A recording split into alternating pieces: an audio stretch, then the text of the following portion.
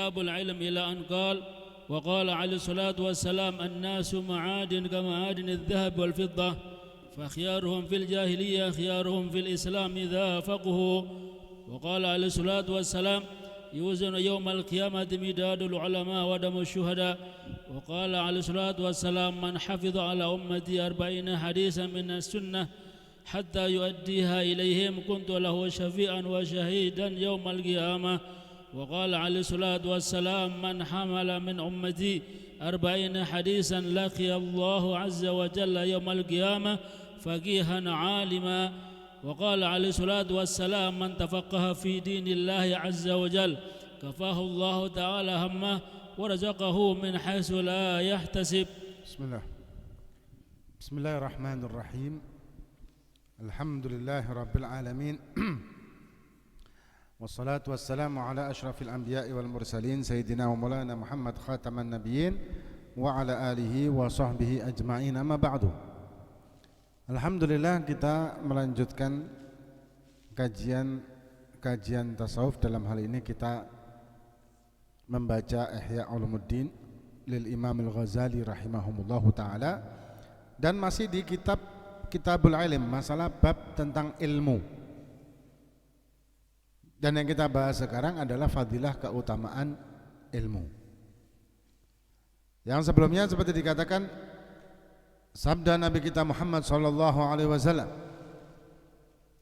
la mautu qabilah aisarum min mauti alimin. Meninggalnya satu kabilah, satu suku meninggal semua, itu masih lebih ringan daripada meninggalnya satu orang alim. Dalam arti gimana? Dalam arti orang alim ini kedudukannya sangat berharga sekali di kalangan manusia yang lain karena ilmunya. Ilmu ini sangat berharga.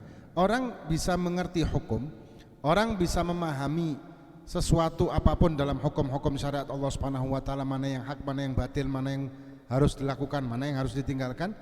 Ini semuanya dia tidak bisa melakukan ini kecuali dengan ilmu. Nah, dan ilmu yang dimaksud adalah ilmu syariatnya Allah Subhanahu wa taala. Kemudian dikatakan Nabi juga bersabda an-nasu ma'adin kama'adin al-dhahabi wal fiddah. Manusia ini seperti tambang emas dan tambang perak. Fa khiyaruhum fil jahiliyah khiyaruhum fil islami idza faqahu. Pada masa jahiliyah orang-orang baik di pada masa-masa jahiliyah, orang-orang baik pada masa jahiliyah itu merupakan orang-orang yang nanti ketika mereka masuk Islam, mereka juga menjadi orang-orang yang baik apabila mereka memahami agama, menggali di dalam Islam itu, mendapatkan kajian, mendapatkan ilmu-ilmu agama, maka dia menjadi orang yang paling baik. Jadi intinya orang yang paling baik adalah orang yang mengerti agama dan orang yang mengamalkan agama tersebut. Alimun wa amilun bi ilmihi. Alim dan amil dengan ilmunya tersebut. Bukan sekedar alim, bukan sekedar amil. Karena ketika kita beramal sehebat apapun amal kita tanpa ilmu, ya percuma. Wa may ya'mal bi ghairi ilmin ya'malu a'maluhu mardudatun la tuqbalu. Ini sudah sering kita bahas ini kan. Barang siapa yang melakukan amal, sesuatu amal bi ghairi ilmin, tanpa ilmu, maka amaluhu, amal-amalnya mardudatun, bakal tertolak. La tuqbalu, tidak ada diterima oleh Allah Subhanahu wa taala. Kemudian dikatakan Nabi bersabda lagi, yuzanu yaumal qiyamah midadul ulama wa damus syuhada. Ditimbang nanti di hari kiamat itu tinta-tintanya ulama, dalam arti ilmunya.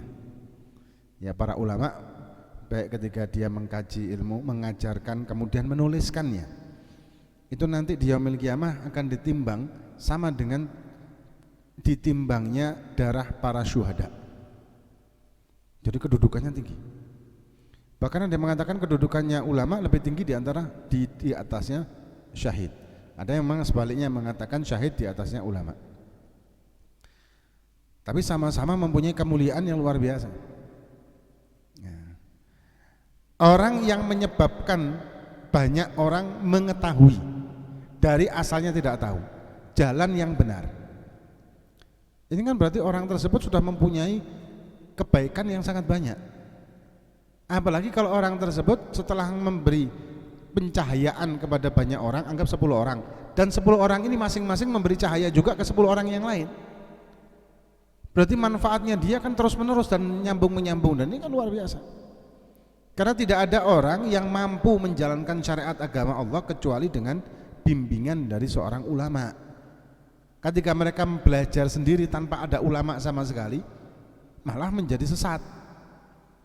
Sekarang ini kan gampang tuh orang ngaji, online aja bisa.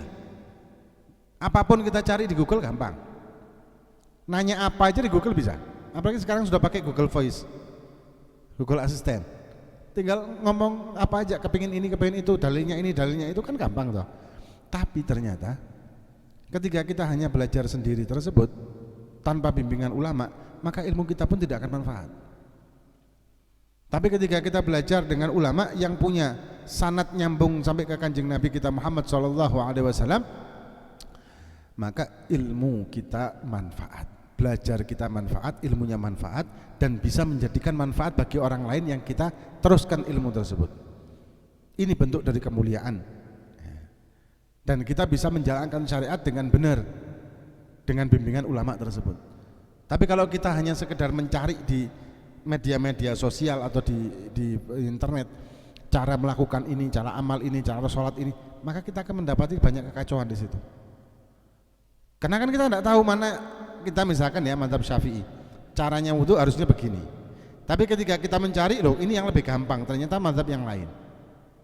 Dan ketika kita melakukan, menjadikan ketidaksahan dari wudu kita, karena kita adalah mazhab Syafi'i, soalnya kita hidup di orang-orang yang mazhab Syafi'i dan kita belajarnya cara ibadahnya model Syafi'i. Contoh, di mazhab Syafi'i ketika kita wudu, kita ringan wudunya memang. Hal-hal yang di dalam mazhab Malik itu wajib, di dalam Syafi'i menjadi sunnah. Kemudian kita wudunya dengan wudu Syafi'i. Kemudian kita ingin tahu batal wudu itu apa aja sih, searching. Oh ternyata menyentuh istri tidak batal. Ternyata menyentuh istri tidak batal. Ada lagi, loh, tapi artikel ini mengatakan batal. Yang artikel satunya mengatakan menyentuh istri tidak batal. Mending anak pakai yang menyentuh istri tidak batal aja, biar tidak ribet. Biar tidak repot, karena rumah kecil lewat jalan gitu mesti kesenggol sama istri. Wes, milih yang ini aja. Padahal wuduknya dia wuduk Syafi'i, tapi milihnya batal menurut mazhab Malik, kan gak nyambung. Ini salah satu contoh kalau kita ngajinya online tanpa punya guru pembimbing yang jelas, atau kita ngaji online boleh sebetulnya kalau kita tahu siapa guru kita. Kemudian jadi keutamaan ulama yang luar biasa, keutamaan tersebut sama kayak seperti keutamaan darahnya syahid. Kemudian waqala alaihi salatu wassalam, Nabi bersabda, man hafidha ala ummati arba'ina hadithan minas sunnati hatta yuaddiyaha ilaihim kuntu lahu syafi'an wa syahidan yaumal qiyamah. Sama dalam tapi matan dengan matan yang berbeda. Wa qala alaihi salatu wassalam, man hamala min ummati arba'ina hadithan laqiyallaha azza wa jalla yaumal qiyamah faqihan aliman. Barang siapa yang apal dari umatku 40 hadis dari sunnah Nabi kita Muhammad SAW, dari hadis-hadis Nabi, apal 40 hadis hingga dia mengamalkannya dan juga memberikan dan mengajarkan kepada orang lain, kepada umatku, kata Kanjeng Nabi, maka aku akan menjadi pemberi syafaat dan menjadi saksi nanti di yaumil qiyamah, kata Nabi. Apal 40 hadis dan mengajarkannya, apal 40 hadis dan mengamalkan dan mengajarkannya, maka Nabi akan menjadi syahid, menjadi saksi bagi ini orang dan menjadi pemberi syafaat di yaumil qiyamah. 40 hadis, apalagi lebih. Maka itu berpedoman hadis ini banyak ulama-ulama yang menyusun 40 hadis dengan berurutan. Al-Imam Nawawi dengan Arba'in hadis, Arba'in Nawawiyah. Kemudian guru saya Habib Umar juga ada dengan Mukhtar hadis. Al-Walid Habib Alwi juga ada 40 hadisnya. Ada karangannya, ada tapi masih ini 40 hadis. Nah, biasanya beliau-beliau ini mengarang mulai bab tauhid, kemudian fikih, kemudian apa gitu. Jadi berurutan. Atau ada juga yang hanya tasawufnya aja. Ada yang tauhidnya aja 40, ada yang apa gitu. 40 hadis. Bersumber dari hadis ini. Nah. Kemudian waqala alaihi salatu wassalam. Ini orang apal hadis otomatis dia juga ngaji hadisnya. Bukan cuma sekedar apal tapi tidak ngaji. Kalau apal aja banyak, gampang lah. Yang dimaksud hafal dan yu'addiha ilaihim. Otomatis dia memahami, ngaji, dan dia bisa memahamkan orang lain kalau dia memahami. Dan memahami ini tidak mungkin dengan pemahaman sendiri, harus dengan pemahaman dari ulama yang punya sanad jelas. Kenapa? Ya karena kita menafsirkan hadis, menafsirkan Al-Quran, bahkan kita mengibarahkan ibarah-ibarah di fikih. Ini semuanya tidak bisa kita dengan hawa kita sendiri kan. Karena kalau dengan hawa nafsu kita sendiri maka kita akan mengambil yang enteng aja, yang ringan, yang menurut kita masuk akal. Padahal masuk akal menurut kita belum tentu benar. Akal kita terbatas. Contoh paling gampang banget dan banyak di kitab-kitab fikih tentang pembahasan ini. Kalau misalkan kata Imam Syafi'i, kata Imam Ali, kalau misalkan syariat itu fikih itu dengan akal, maka mengusap khufain itu dari bawah bukan dari atas. Kenyataannya masul khufain itu atasnya bukan bawahnya. Logikanya kan harusnya bawahnya. Karena yang dipakai jalan itu kan bawah, yang kotor ya bawah. Kenapa yang diusap atas? Orang kencing batal wudunya. Kenapa kembalikan wudunya lagi harus wudu, bukan dengan cebok? Harusnya ketika kencing dia bersihkan aja najis yang ada di zakarnya, balik lagi kan wudunya, logikanya. Tapi itu tadi, tidak semua syariat dilogikakan. Maka itu ketika kita belajar agama hanya dengan modal logika, bukan dengan modal sanad, mata ini bahaya. Karena zaman sekarang juga kan banyak orang yang mendewakan akal. Akal di atas segalanya. Ini menakutkan. Karena akal kita terbatas.